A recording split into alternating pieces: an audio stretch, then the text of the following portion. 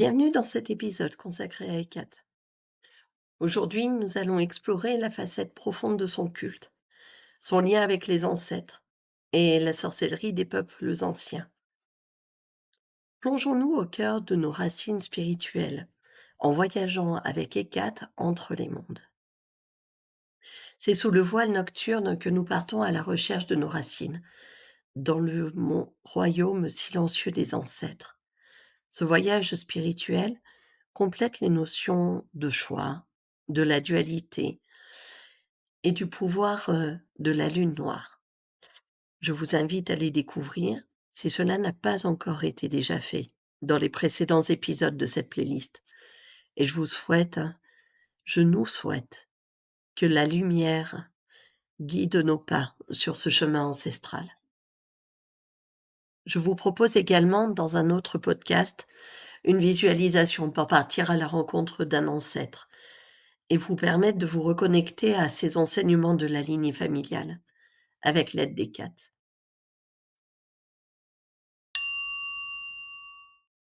Alors Hécate n'est pas seulement la déesse des limbes et de la magie lunaire. C'est une voyageuse d'entre les mondes, une gardienne des seuils qui séparent le visible et l'invisible. Cette capacité à transcender les frontières la lie intrinsèquement au domaine des ancêtres. Dans de nombreuses traditions, elle est vénérée comme la protectrice de ceux qui nous ont précédés, un guide dans le royaume spirituel. Son rôle de psychopompe, conductrice des âmes, souligne son lien avec la mort et le passage vers l'au-delà, faisant d'elle une interlocutrice privilégiée pour communiquer avec les défunts. Cette fonction la rapproche des Lars et des Pénates romains. Ce sont des divinités du foyer et du lignage, renforçant son image de protectrice de la famille et tissant des liens entre les vivants et les morts. Dans les rites funéraires antiques, on invoquait souvent Hécate pour accompagner l'âme du défunt dans son voyage vers l'autre monde, assurant une transition paisible et une connexion continue avec les vivants. Alors penchons-nous maintenant un instant sur l'aspect essentiel, son rôle quand on est face à la mort, face au deuil, son rôle de lâcher prise. On la connaît comme déesse des carrefours, et ce n'est pas un hasard, puisque comme nous l'avions évoqué dans le premier épisode, les carrefours sont des passages qui nous mènent d'un état à un autre, en prenant un nouveau chemin, on arrive dans un nouvel espace. Elle accompagne les âmes dans l'au-delà, mais aussi les vivants, lors des changements importants de leur vie. Et on peut la trouver donc au moment des pertes et des deuils. Son lien avec ces lieux entre les mondes la met en contact direct avec le royaume des morts. Elle connaît leurs mystères et nous aide à les accepter. Elle représente ce fin de cycle et, de facto, cette ouverture au champ du nouveau, du possible. Elle nous permet l'exploration de l'inconscient et l'acceptation des fins nécessaires pour que ce renouveau arrive. Dans son accompagnement avec la mort, elle nous permet de vivre en conscience le deuil. Elle nous offre un apaisement, tant pour notre âme que pour les autres âmes. Et enfin, elle nous aide à surmonter cette perte, peu importe le domaine de vie dans lequel elle se manifestera. Et oui, être face à la mort ou à la perte nous apprend à vivre, à expérimenter le lâcher-prise, à expérimenter la résilience. Ces ressources qui sont si précieuses dans certains enseignements comme les bouddhistes. Aussi, grâce à Hécate, nous apprenons à accepter l'inévitable. Tout a une fin. La mort fait partie du cycle de la vie. Elle permet la place pour une nouvelle forme d'énergie et de vie. Elle nous apprend à lâcher le contrôle face à l'inconnu Nous apprenons à stimuler la confiance et la paix intérieure vis-à-vis de la vie. Et elle nous apprend également à faire confiance au processus. Car dans chaque petite mort, quelle qu'elle soit, elle nous invite à croire en cette transformation, qui peut parfois être douloureuse, certes, mais qui est salvatrice, qui nous permet de renaître à nous-mêmes. Et Kat est une alliée précieuse. Elle nous guide vers cette acceptation et ce renouveau. Elle nous aide à avancer, à changer nos vies. La sorcellerie ancestrale est un héritage du vivant. Elle est venue du fond des âges. C'est une pratique qui est transmise de génération en génération, souvent de manière informelle, à travers les récits, les traditions familiales, les recettes ou les remèdes. Elle est profondément enracinée dans le quotidien et le territoire. Elle ne se limite pas à la simple reproduction de rituels anciens. Elle s'inspire des voyages des Cates entre les mondes pour explorer les liens qui nous unissent à nos ancêtres, les contes et les légendes familiales, les objets chargés d'histoire, les plantes médicinales. Tout cela constitue un héritage précieux et des portails vers le passé. Je voulais mettre un petit bémol sur le terme sorcellerie. C'est un mot qui a souvent été chargé de connotations négatives. Il est issu des siècles de peur, de méconnaissance et de stigmatisation. Cependant, il convient de nuancer ce mot et d'examiner les idées reçues qui l'entourent. Et je vous invite à réécouter le deuxième podcast que je détaille dans ces relations, sur ces notions de bien, de mal, et sur nos responsabilités individuelles. Les pratiques divinatoires ancestrales, comme la nécromancie, communication avec les morts, l'oniromancie, l'interprétation des rêves, la géomancie, la divination par la terre, ou encore la ruspicine, une divination par les entrailles d'animaux. Toutes ces pratiques étaient considérées comme des voyages symboliques vers le monde des esprits, et c'était Hécate qui les guidait. Ce sont des traditions millénaires qui offraient un moyen d'entrer en contact avec les forces invisibles qui régissent le monde, ce fameux miracle de la vie. Chaque technique divinatoire proposait un langage symbolique particulier, une méthode particulière, un chemin initiatique vers la connaissance des mystères de l'existence. On pourrait croire que c'est de la philosophie. Hécate était souvent invoquée pour faciliter ses voyages et assurer une communication claire et sécurisée avec le monde spirituel. Si on nous avait dit un jour que les peuples premiers étaient philosophes, ça aurait été drôle. Bien qu'il n'existe aucune preuve scientifique, nous pouvons aussi relier le travail avec Hécate aux mécanismes biologiques de l'ADN et de l'épigénétique. Oui, j'entends bien. Ces parallèles symboliques sont intéressants et peuvent être établis. Hécate, en tant que déesse des carrefours, des transmissions et des mémoires ancestrales, elle incarne l'idée de transmission transgénérationnelle. C'est un concept central à l'épigénétique qui étudie comment les expériences d'une génération peuvent influencer l'expression des gènes de la génération suivante. De même que l'épigénétique explore l'impact de l'environnement sur notre biologie, le travail avec Hécate, de par ses rituels et sa connexion profonde avec les forces naturelles, suggère une interaction avec des forces qui nous dépassent. On peut aussi envisager Hécate comme une métaphore des mécanismes épigénétiques, une force symbolique qui façonne notre héritage biologique et psychique et donne des réponses aux expériences vécues par nos ancêtres et par notre propre interaction avec le monde. Il est très intéressant d'observer notre monde et notre manière de vivre de ce point de vue. Et même si des recherches sont encore à faire et des validations scientifiques à confirmer, cette interprétation nous permet d'aborder notre vie différemment et d'apporter une forme de bouffée d'oxygène à nos vies et à nos sociétés. Dans ce domaine, Eckhart invite plutôt à une réflexion sur les liens complexes entre notre héritage, notre environnement et notre identité, en reconnaissant la richesse des traditions spirituelles tout en respectant les limites des connaissances actuelles.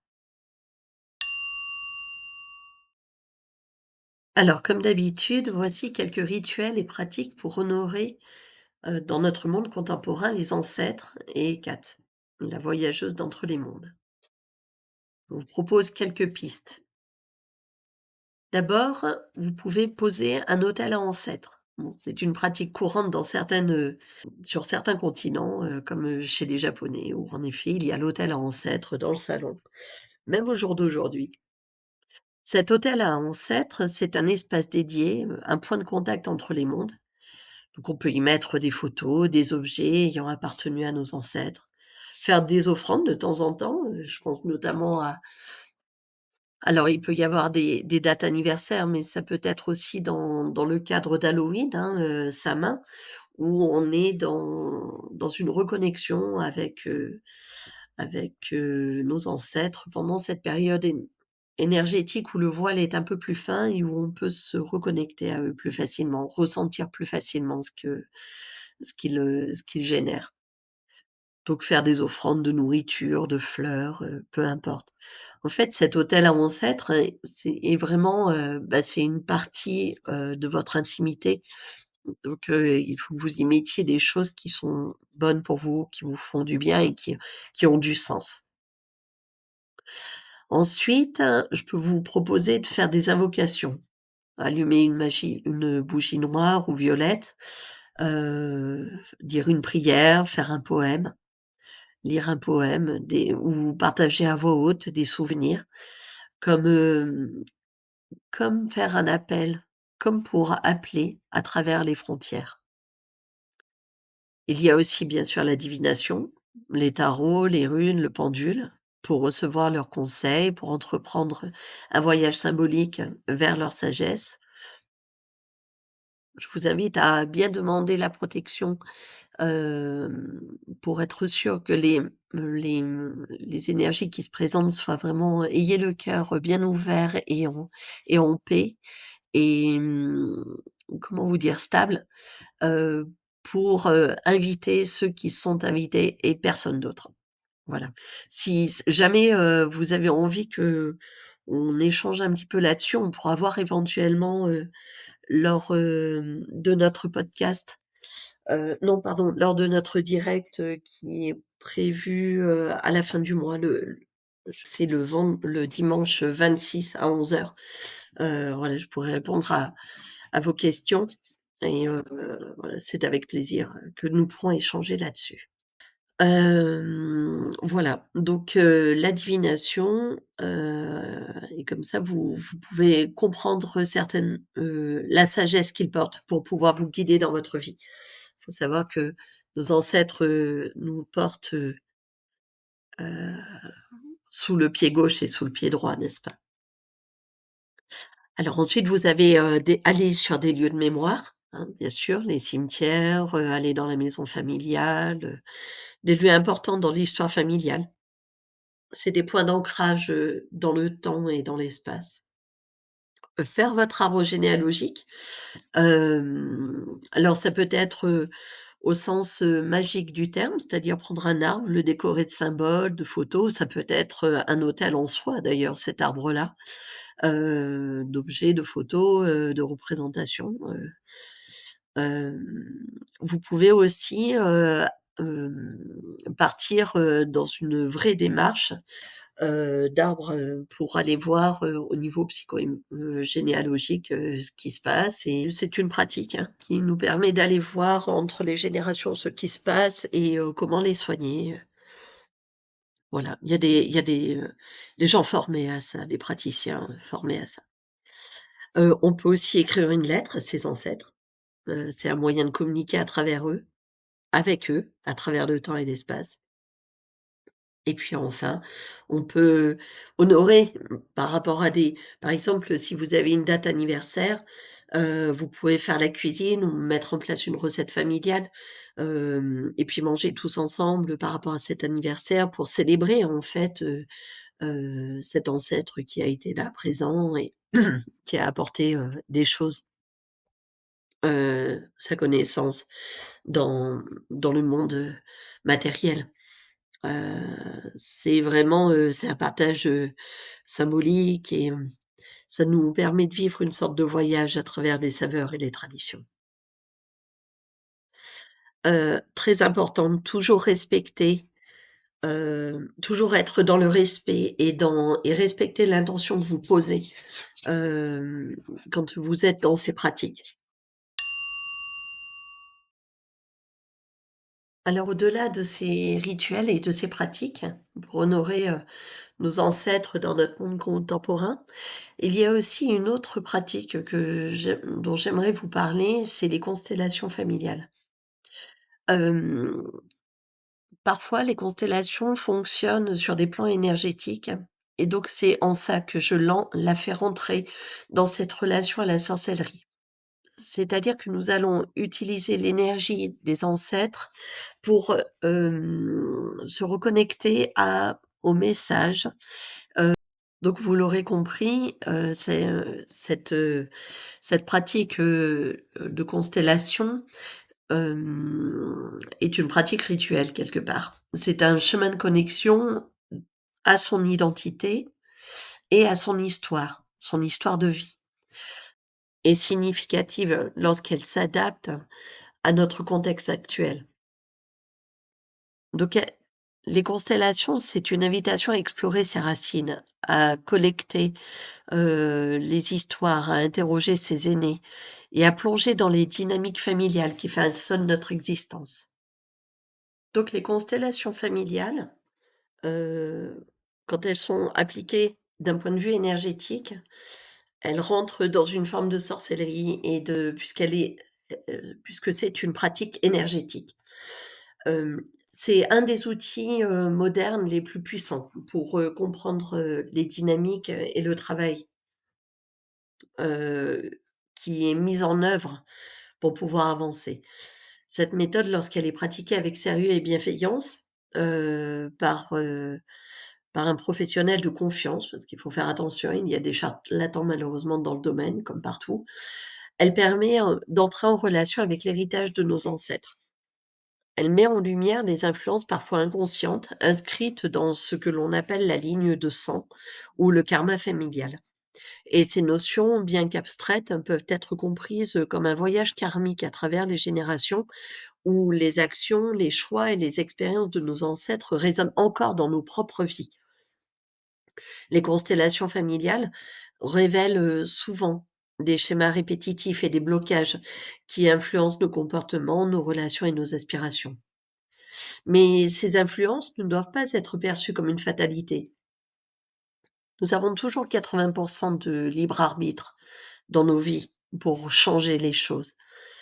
Comme je l'ai évoqué dans le podcast, 2, en fait, nous allons pouvoir, travailler par le biais de ces constellations familiales sur la notion du fameux 1+1 = 3.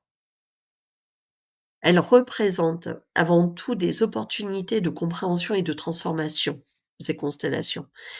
Et en identifiant ces dynamiques, il devient possible de les transcender, de briser des cycles limitants et de créer une vie plus alignée avec nos aspirations profondes. Dans une des lois, hem, universelles, on va dire ça comme ça, il est évoqué, que les choses sont là pour être, reconnues. Je l'ai peut-être dit déjà dans d'autres podcasts et je m'en excuse si je suis un peu, redondante. Mais tout ce qui est mis en place est fait pour être témoin et est fait pour être compris. Donc tant que ça n'est pas compris, c'est réitérer, c'est recommencer jusqu'à ce que l'on comprenne ce qui se passe et d'où l'on est. Et donc du coup, dès lors que je me mets en constellation et que je me mets en contact avec, je rentre en contact avec un ancêtre et avec, des schémas, et bien du coup, je suis en train de les observer pour les transformer et les transcender. Et du coup, il y a certains cycles, ou schémas limitants qui viennent à se briser puisque d'un coup, il y a cette compréhension et donc du coup, on va faire autrement. Et Kat, elle peut être vue comme la protectrice de ces fameux savoirs-là, de cette vision qui nous est, proposée. Elle nous accompagne dans ce processus du dévoilement et de guérison, nous guidant à travers les chemins complexes de notre héritage familial. La sorcellerie ancestrale combinée à des outils modernes comme la constellation familiale deviennent alors des pratiques vivantes et dynamiques, capables de réconcilier le passé et le présent pour forger un avenir plus aligné avec nos valeurs. Donc voilà, nous avons terminé pour aujourd'hui. Nous allons approfondir ces sujets. Alors il reste une dernière, un dernier épisode, que je vous mettrai, la semaine prochaine, en ligne. Et pour approfondir ces sujets, je vous invite, donc à ce direct, le dimanche 26 à 11h, sur la plateforme YouTube, où nous échangerons sur les 5 thèmes de cette série sur ECAT. Donc on parlera de la lune noire, on parlera de la notion de dualité, et de responsabilité. On parlera de cette notion de choix et des carrefours de nos vies, de ce rapport aux ancêtres et comment rentrer en relation avec eux et avec notre lignée familiale. Et enfin, le dernier podcast que je vais vous proposer sera vraiment sur les bases même de la pratique magique avec ECAT. On va explorer ensemble, plusieurs facettes, voilà, de comment aborder par le biais du Kybalion, comment aborder la magie, en fait. Et bien sûr, je serai là pour répondre à vos questions, pour écouter vos partages d'expériences ou vous les clarifier éventuellement, et faire du lien autour de cette déesse qui est fascinante pour moi et qui, et qui est vraiment, un guide spirituel, pour comprendre un petit peu, d'un point de vue psychologique, d'un point de vue, sociologique, d'un point de vue philosophique, tout ce que l'on peut aborder dans nos vies au quotidien. Donc je vous invite à rester connectés pour recevoir les infos que je vais mettre sur la chaîne. Moi, j'ai hâte de vous retrouver pour le dernier, podcast et puis ensuite, en vrai, le fameux dimanche, enfin le 26 à 11h. Et puis voilà, prendre le temps de partager, c'est tellement enrichissant. Et Kat, c'est vraiment, elle est vraiment le lien avec nos ancêtres et elle nous offre un pont vers notre passé, pour pouvoir, comprendre, apporter de la sagesse et donc de la guérison dans ce que l'on traverse. En les honorant et en voyageant symboliquement avec elles, nous nous honorons nous-mêmes et nous construisons un avenir plus ancré et plus conscient de notre héritage. Et je vous invite à me laisser des commentaires si vous le souhaitez, à liker, à partager, si cette vidéo peut servir à des gens à comprendre des choses, et ben c'est avec plaisir.